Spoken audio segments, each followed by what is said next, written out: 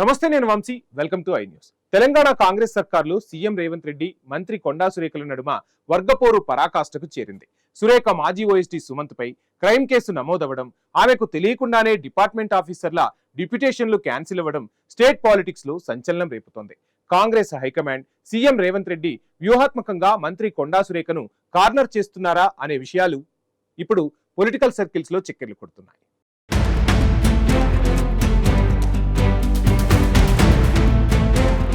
Telangana ruling Congress పార్టీలో అంతర్గత విభేదాలు ఒక్కసారిగా బయటపడి తీవ్రమైన పొలిటికల్ హీటును క్రియేట్ చేస్తున్నాయి. ముఖ్యమంత్రి రేవంత్ రెడ్డి నేతృత్వంలోని Congress government forest and endowments minister Konda సురేఖను టార్గెట్ చేస్తూ గ్రాడ్యువల్గా కార్నర్ చేస్తుందనే టాక్ పొలిటికల్ సర్కిల్స్లో గట్టిగా వినిపిస్తుంది. సీఎం రేవంత్ రెడ్డి పార్టీ అధిష్టానం పట్ల కొండా సురేఖ, ఆమె ఫ్యామిలీ మెంబర్స్ ఇండైరెక్ట్గా రెబెల్ యాక్టివిటీస్ స్టార్ట్ చేయడం, దీనిపై కాంగ్రెస్ సీరియస్ అవడంతోనే ఈ రీసెంట్ డెవలప్మెంట్స్ జరుగుతున్నాయని ఎనలిస్టులు చెబుతున్నారు. మరోవైపు హైదరాబాద్ సిటీ పోలీస్ యంత్రాంగం కొండా సురేఖ మాజీ ఆఫీసర్ అనే స్పెషల్ డ్యూటీ ఎన్ సుమంత్ కోసం సీరియస్గా మ్యాన్ హంట్ స్టార్ట్ చేసింది.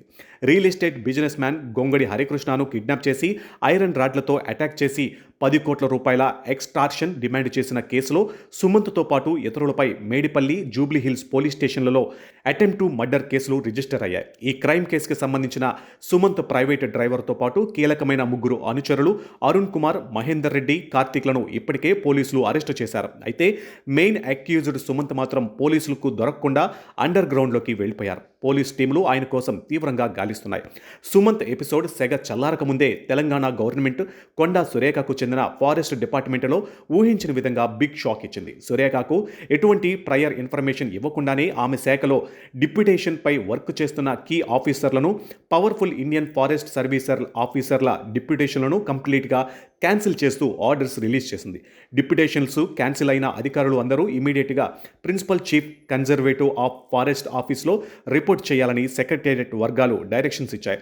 నార్మల్గా కంట్రీలోని ఏ మినిస్ట్రీలోనైనా కీలకమైన పోస్టింగ్స్, ట్రాన్స్ఫర్స్ లేదా డిప్యుటేషన్స్ క్యాన్సిలేషన్స్ లాంటి అడ్మినిస్ట్రేటివ్ డిసిషన్స్ తీసుకునే ముందు కన్సర్న్డ్ మినిస్టర్కి ఖచ్చితంగా నోటీసు ఇవ్వడం లేదా కన్సల్ట్ చేయడం ఆనవాయితీ. కానీ కొండా సురేఖకు కనీసం సమాచారం కూడా ఇవ్వకుండా ఐఎఫ్ఎస్ ఆఫీసర్ల డిప్యుటేషన్లను రద్దు చేసి ఒరిజినల్ పేరెంట్ డిపార్ట్మెంట్లకు పంపించడం కాంగ్రెస్ అండ్ పవర్ సర్కిల్స్లో బిగ్ డిస్కషన్కు దారితీసింది.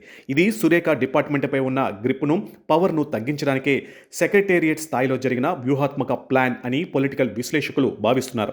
ఇక ఈ పరిణామాలన్నీ మంత్రి కొండా సురేఖ, ఆమె కుమార్తె కొండా సుస్మిత చుట్టూ ముసురుకున్న వివాదాల నేపథ్యంలోనే జరుగుతూ ఉండడం గమనార్హం.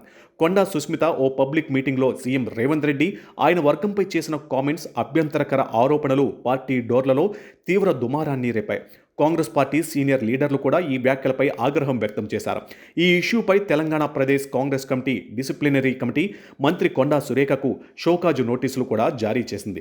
సురేఖ తన కూతురి వ్యాఖ్యలు వ్యక్తిగతమైనవి అని క్లారిటీ ఇచ్చినప్పటికీ అసెంబ్లీ కాంగ్రెస్ ఎమ్మెల్యేలు, రేవంత్ రెడ్డి సపోర్టర్లు మాత్రం కొండా ఫ్యామిలీ తీరుపై తీవ్ర అసంతృప్తితో ఉన్నారు. ఒకవైపు సొంత శాఖలోనే ప్రాధాన్యత తగ్గడం, మరోవైపు అత్యంత నమ్మకస్తుడైన మాజీ ఓఎస్డీపై సీరియస్ క్రైమ్ కేసులు నమోదు కావడం మంత్రి కొండా సురేఖను రాజకీయంగా తీవ్ర రక్షణలో పడేసింది.